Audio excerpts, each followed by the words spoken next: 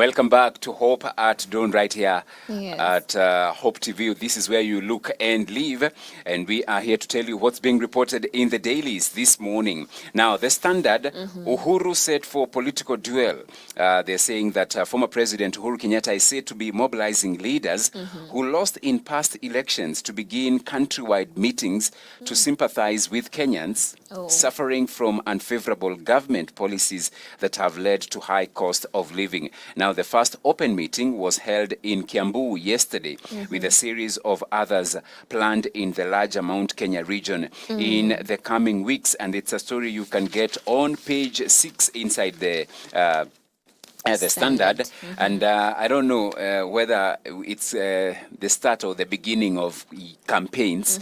And tulisema sisi tunamaliza uchaguzi, immediately we begin campaigning. But anyway, so Jubilee Party former MPs and officials in the former regime met more than 500 grassroots leaders, Kiambu leaders as well. Party Secretary General claim they have the blessings of retired president. And I see former Limuru MP Peter Modisia saying they shall also stand firm against the government's move to divert funds meant for the region and that had been earmarked by Uhuru's administration to other regions. If the push comes to shove, we shall urge our people to stop paying taxes until our region gets its rightful share of development.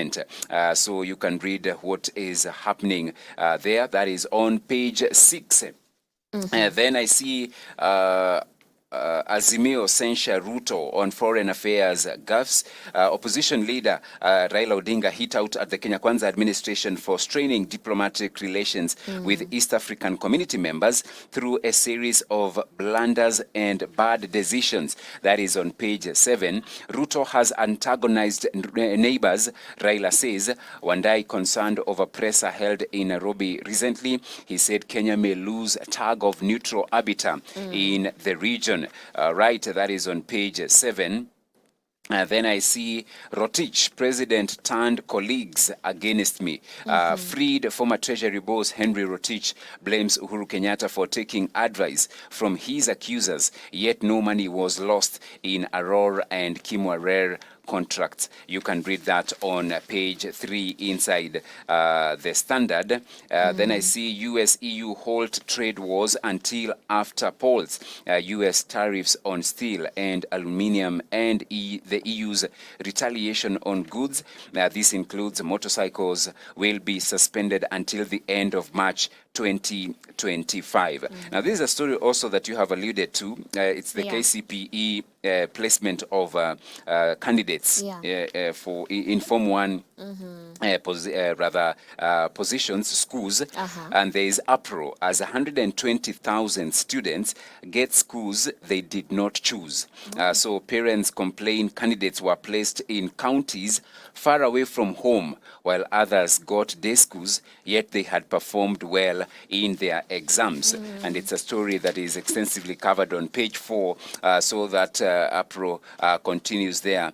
So according to the Education Director of Secondary Education, Paul Kibet, 9% of the learners could not get space in their schools of choice, saying the placement was largely based on merit, choice, affirmative action, and also available spaces. So you can read that on page 4. I also see woman and her children killed as floods death toll rises to 174. So that is the concerning situation in as far as flooding is concerned in the country. Officer caught up in 2,000 shillings bribe fails to stop interdiction.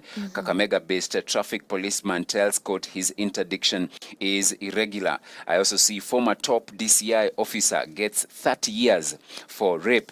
The crime took place in Manyata police station in Embu 3 years ago. A doctor said the victim sustained injuries that indicated she had been raped, and now the former DCI officer will be spending 30 years behind bars for that crime. KBC boss sacked. in 765 billion shillings payment row. Maina reportedly ignored earlier instructions given on the matter. He will now be replaced by Paul Masharia. So yesterday he became the latest victim of sweeping changes implemented by ICT CS Eliud Owalo at the national broadcaster.